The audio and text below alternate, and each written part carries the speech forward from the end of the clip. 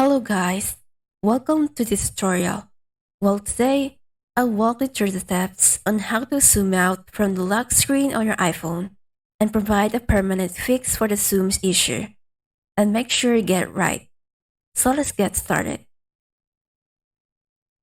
Firstly, try to unlock your iPhone from the zoom screen. If you can unlock it, you can proceed to the next step. Step 2.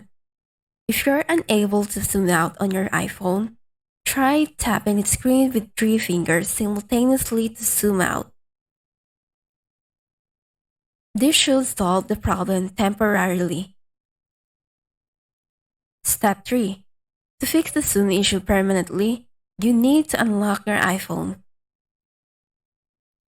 Once unlocked, go to the settings on your iPhone, and then navigate to the zoom option. Disable this setting, and the zoom in problem on your iPhone will be resolved. And there you have it, a simple and easy to follow solution to the iPhone zoom in screen problem.